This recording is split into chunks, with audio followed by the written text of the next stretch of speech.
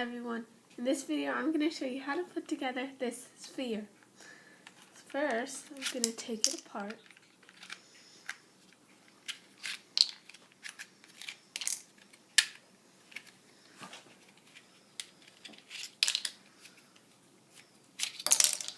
Okay, then you should have 8 pieces. So first, you want to get this rectangular piece and get these 2 pieces that are the same. I numbered mine, but you don't need to. So it's like a half circle, sort of. And just put it in like this.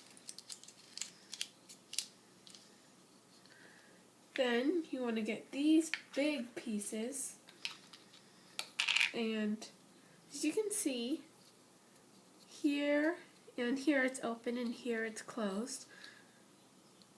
Put this on the closed part so it's sort of like an eye. Do the same thing with this one so you can see through. Then get this piece, it's a rectangle and a square, and make sure this rectangle is facing towards you, and then get this piece, sort of like a W or M, and with this dip facing up, put it, and making sure the middle point with the dip facing up is pointing to the square.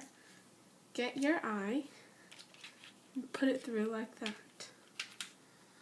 Push the square and rectangle in so it's even.